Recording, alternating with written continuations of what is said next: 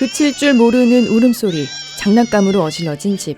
아이 있는 집의 풍경은 되게 비슷합니다. 하지만 육아를 하며 느끼는 고통은 제각각입니다. 한 명 키우는데도 왜 이렇게 힘들까? 특히 예민한 사람에게 육아는 매 순간이 고비입니다. 예민한 부모는 아이가 여러 번 질문만 해도 금방 폭발할 것 같은 느낌이 듭니다. 아빠, 이건 뭐야? 이건 왜 그런 거야? 이건? 아까 선생님이 왜 그렇게 말씀하셨을까? 우리 아이 발달에 무슨 문제가 있는 건 아닐까? 사소한 일에도 꼬리에 꼬리를 문 걱정들로 밤을 꼴딱 새우기도 하죠. 예민하다는 건 어떤 의미일까요? 위의 검사표에서 4개 이상의 그렇다라고 답하면 예민하다고 할 수 있습니다. 아이에게 화내고 육아에 쉽게 지친다고 해서 부모 자격이 없다고 자책하지 않길 바랍니다. 예민한 부모는 누구보다 훌륭한 부모가 될 자질을 가지고 있습니다. 예민한 부모는 아이의 느낌이나 생각, 욕구를 잘 파악합니다. 갓난아기의 울음소리만 듣고도 사춘기 자녀의 눈빛만 보고도 무엇이 필요한지 금방 알아차립니다. 임상심리학자 일레인 아론은 행복한 육아를 위해서는 부모가 자신의 기질을 파악하는 게 우선이라고 강조합니다. 예민한 부모가 자신이 가진 특별한 능력을 인지하지 못하면 육아에 지쳐 육아를 포기해버릴 수 있기 때문입니다.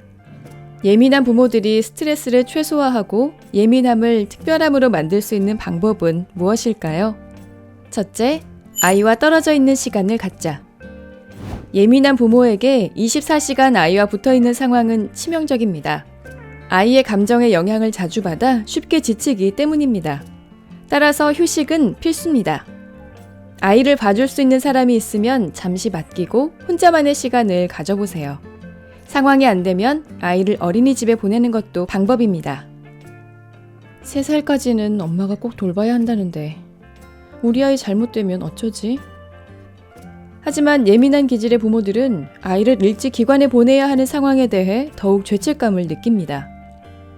부모가 몸으로는 애착 육아를 실천하면서 마음속으로 비명을 지르고 있다면 그 아이는 행복할 수 있을까요? 예민한 기질의 부모는 버겁다고 느끼기 전에 틈틈이 휴식을 취해야 합니다. 그래야 과도한 자극과 피로에서 벗어날 수 있습니다.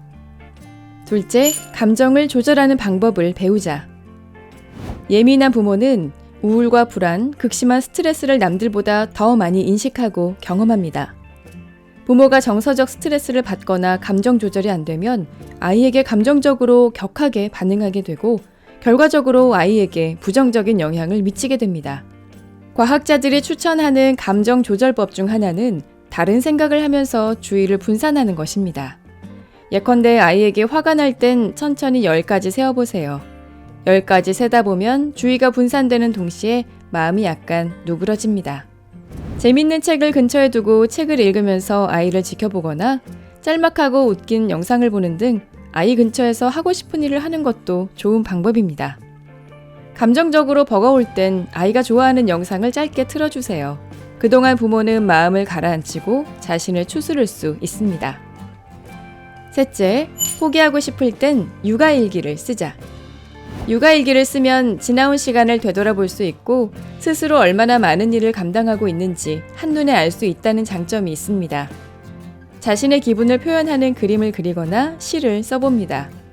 또는 아이를 갖기로 결심한 이유나 아이 혹은 배우자에게 고마운 점을 적습니다. 육아에 지쳐 너무 힘들 때마다 지금까지 써온 일기를 꺼내 읽어보면 다시 시작할 수 있는 큰 힘이 됩니다.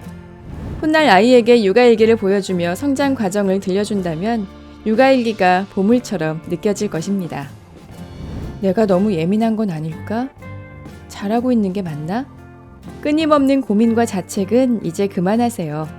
부모가 자신의 예민한 기질을 이해하고 잘 다룬다면 누구보다 훌륭한 부모가 될 수 있습니다.